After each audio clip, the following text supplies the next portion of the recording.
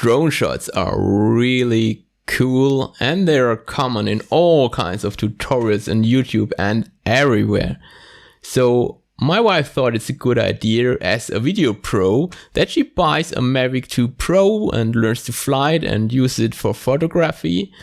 And we did it for several months and they're great videos. And then we learned we need to register as a drone owner and we have to have a license.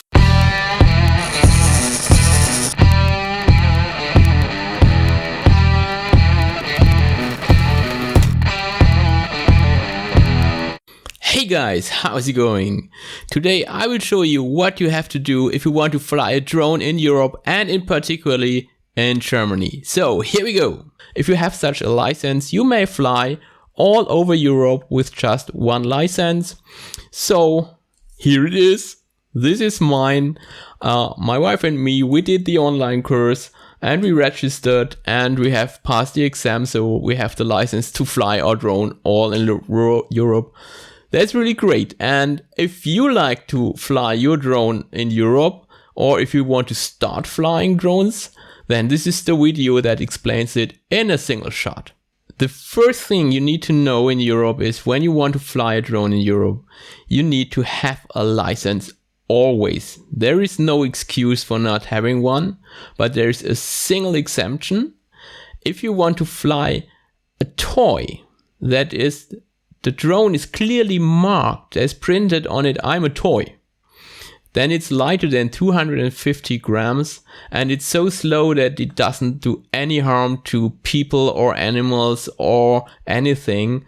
Then you don't need a license. But in all other cases, when it's not branded as I'm a toy and when it's not lighter than 250 grams, then you need a license. Full stop.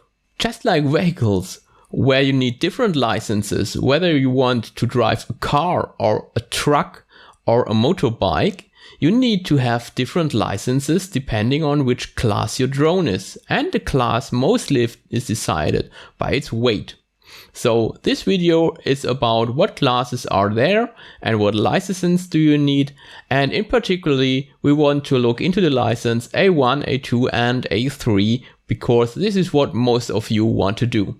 If you wonder why these classes actually do exist, it's all about the risk. So a little bit about physics. The more heavy your drone is and the faster it flies, the more power it has to destroy something or to harm somebody. So imagine a very light drone that flies very slow. It will not harm somebody. But if the same drone flies with very high speed, well, it might injure somebody. On the other hand, a drone that is very, very heavy, like 100 kilos, it will always harm somebody when it comes near you. The mass alone is such a power that it will always get injured.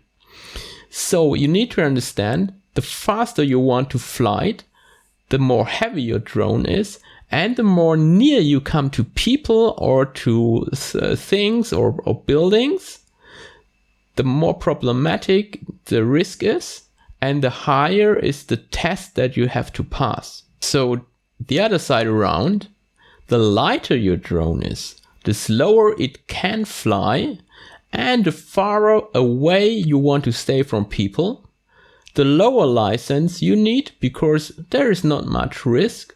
So the test to get that license is rather easy. So let's start with drones you never want to fly. Professional drones have a weight of 25 kilos or more, maybe 100, 120 kilos like that. They will always bear a big risk to injure somebody. And it's really hard to get a license for that one. You need to have thorough training to fly it safe. You have to have thorough knowledge about flying in the airspace. So you need to know things about weather conditions and radio frequencies and all that. So that professional drones have a category calling the specific category. This video is not about a specific category. This is about the open category. And the open category means something we want to fly as normal people. Now the funny thing about that open category for every man's drones is that there is no such drone already registered in Europe. You cannot buy such a drone because it's so new. So the vendors are in the process of producing and registering that drones. They need to get approval from the authorities that they do not exceed some limits.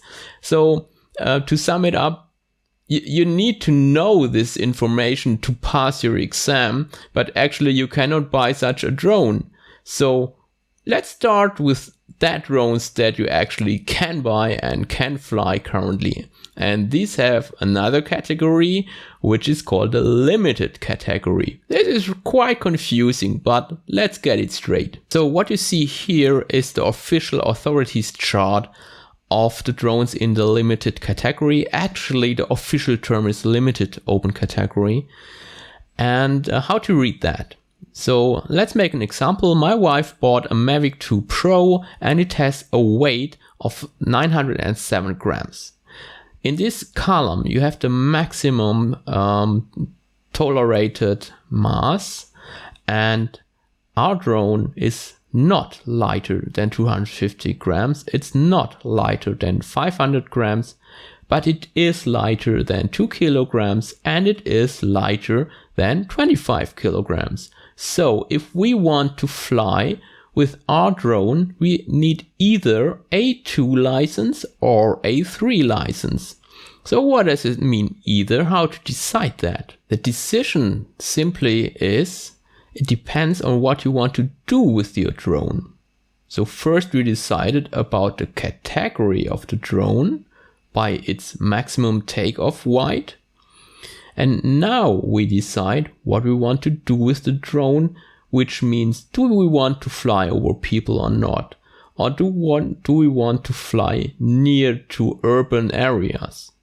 So in license A2, you must never fly over uninvolved people. So what is uninvolved people? That is everybody that has nothing to do with your drone flight. So you may fly over your own or over your colleague who is doing photographs of you flying the drone, but you must not fly over anybody standing aside.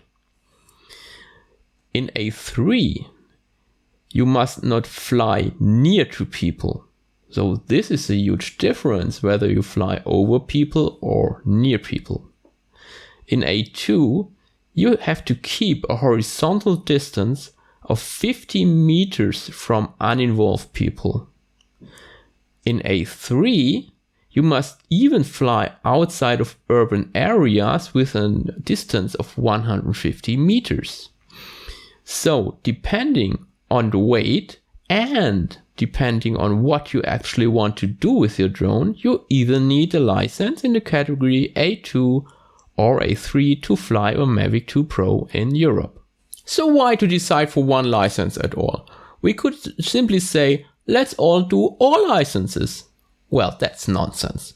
If you want to buy a normal car and drive around with that, you do not have a license for motorbikes then and for trucks.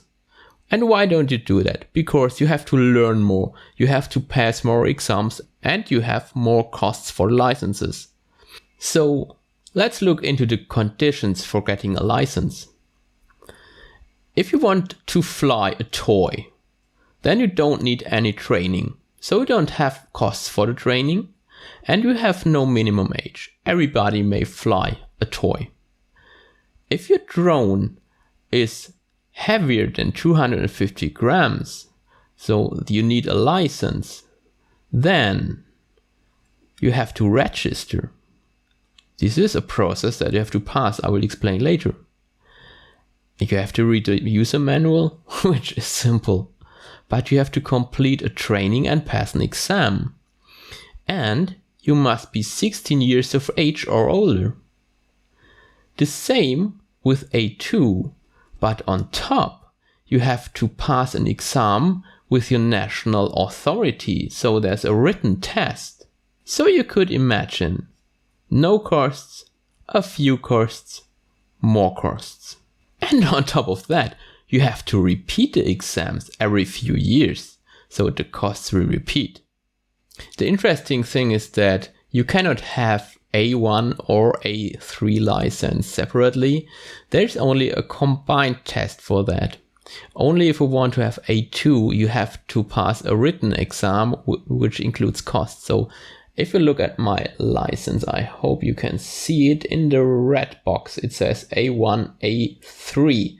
So this video shows you everything you need to know how to get a license combined for A1 and A3. It does not include A2. By the way, what happens if I buy a drone in future? So new drones that are currently under construction, they will have a CE branded on it, and they clearly will be marked by a logo that says it is in a class C0, C1, C2 and so on.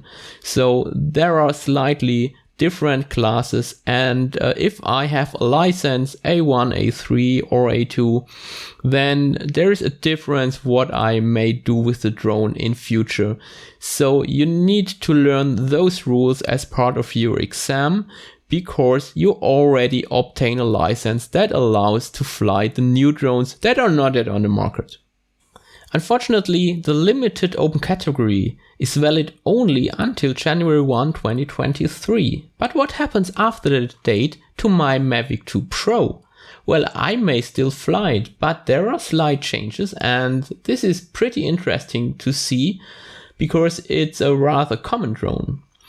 It's weighing 907 grams. So either I need an A2 license or an A3 license. Okay, my wife has A1, A3 license just as I do. So we may fly up to 150 meter distance. This is no problem. This will be the same in future. We can fly up to 150 meter distance. But currently it is allowed to fly in the A2 category with the A1, A3 license. I don't have to pass the written exam currently, but in future I have to conduct and declare a self-practical training and pass a written test at the NAA. So there are costs in future. There are different limitations then. Certainly I may go near up to 30 meters or even 5 meters because I learned to fly the drone and I have a stronger test. Currently I may not. So what to do in future? If I just do nothing, then I'm in the A3 case. It's a privately built drone then actually. And I must not fly nearer than 150 meters. But DJI has a trick. They are negotiating with the authorities currently whether it's possible that they rebrand the drones by the local dealers by either C1 or C2 category. What does it mean? If the EASA allows to rebrand it as C2, then I can pass the exam and fly with license A2 instead of A3. If they can change the drone to make it 7 grams lighter, like for example, they replace the motors or they replace the batteries, which should be rather easy, to spare 7 grams with new batteries. Then they could rebrand it to C1. And in C1, then I may fly things without passing that written exam.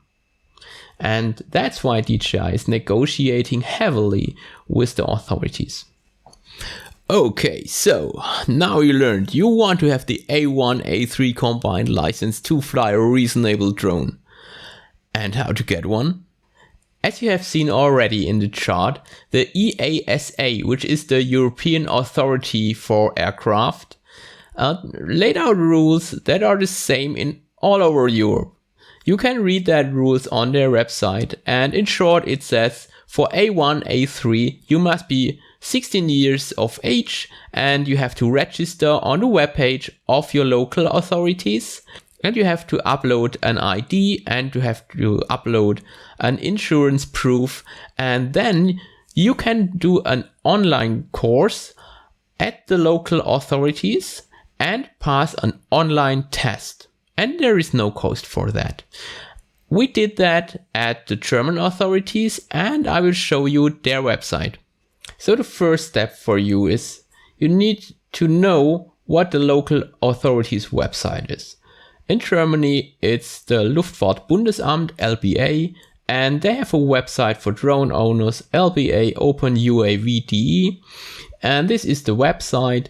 You can enter it here, and it tells you everything you need to know to fly a drone safely and to obtain license in several steps. So if you click the buttons here, you can learn everything you need to know about the regulations. You can enter an online training and you can pass the exam. The interesting thing is the training only takes few hours. So actually my wife and me, we started in the morning at 9 with the training, and we were finished, let's say, at 1 or 2 in the afternoon. And then we did the online test, and we passed it, by the way, with 0 failures. So what happens if you fail the test? That's no problem. You can repeat as often as you like, both the training and the test without any cost. So just do it as often as you need to pass. And by the way, you don't have to pass it with 0 failures. It's allowed to make some failures. In the next step, what happens is that they will provide a PDF file instantly. So you have a printout of your license. And if you want such a license on a plastic card, there are services on the internet where you can print it. So is it hard to do that and to learn it? No, actually it's not. It's just understanding core things about the regulations and a bit about core physics. You need to know some numbers, but there's no math involved. You don't have to do calculations or something like that. It's really only doing ticks on checkboxes. And again, if you do it wrong, just repeat it. So really don't have any fear to immediately start with training. And when you're confident, then try to pass the exam. Repeat it as often as you like. No fear. Do it right now. There's one point you should be careful about. That's if you want to have the registration on the website, which you need to fly the drone, then you have to upload your ID card and your insurance proof. And they want to check the validity, and they do not work on holidays or on weekends. So if you start on Saturday morning, that's a bad point. You should upload your ID card and your insurance proof from Monday to Friday and give them a few days. Yes, really, give them days to prove the validity. If you don't give them the time, you just wait and you cannot fly a drone. By the way, this is a European license. So I passed the exam in Germany at the LBA, the Luftfahrtbundesamt, but the license itself is valid all over Europe. So the exam might be different and the training might be different, but the license you obtain is the same. And possibly there are countries where it's harder to obtain a license. I don't know. It was rather easy in Germany, and the training mostly was simply watching videos. So it's really not much to learn. Just watch the videos. It's a bit text and pass the exam, and that's it. One thing that was a little bit confusing on the LBA's website was that you first do a login registration just to get access to everything. And then you register inside of that website yourself as a pilot. So you can make the online course and pass the exam. And with the same login, you register as a drone owner, and only the drone owner needs the insurance proof. But the website always asked me for an insurance proof. I don't own a drone at all. My wife owns a drone, and we cannot register both as drone owners. That makes no sense because, and that is a new regulation, you have to put the registration number of the drone owner on the drone and as a plate, and the drone must send that registration code in an electronic way, and the drone only can send one such a code. So I think the website is a bit screwed, so don't get confused by that. If you're a single person and it's your drone, then you won't get confused. It's just a thing when you share a drone. Another strange point is that electronic sending of the registration ID. The website of the LBA says that the drone must not send the full registration code because it contains some kind of security addition or something. But their code still is too long than that what DJI can send. So I updated the drone that it actually can send the ID, but the field is much too short. So I typed only the prefix. I hope that's enough. I don't know how to do it right. But anyway, that's not my problem because I'm not a drone owner on one hand, and on the other side, it's DJI's fault if the drone does it wrong. So I typed in the number from the LBA page, the registration code of my wife, into the drone, and the drone now sends the first few characters of that, and I think everybody will be happy with that. So to sum up, if you want to fly your drone or start flying drones, don't fear of the registration and licensing process. It's everything easy and it's free and you cannot fail. Just look up the local authorities website, do their online registration, upload your ID, upload your insurance proof, do the online training, pass the online exam. It's free, it's done in few hours, it's only checkboxes. You can repeat it as often as you like, you cannot fail, and you have your license immediately. So if you start in the morning, you can fly in the evening more or less. A final pro tip. It's just so nice to have these plastic cards. Actually, you don't have to have a plastic card. It's pretty okay if you have the PDF on the phone or if you have a printout on a paper.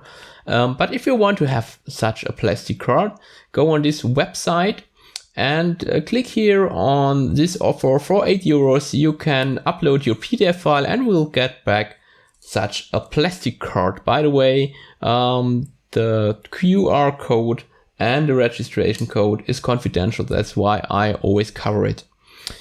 And you can also upload your code here, and what you get is a number plate for your drone, because the registration number has to be told on your drone. And it's pretty nice if it's a metal plate like this one. So Leftover is talking about future. In 2 years, we have to repeat the online course and the exam because the regulations may change. So this is typical for these types of licenses, that they have to be refreshed.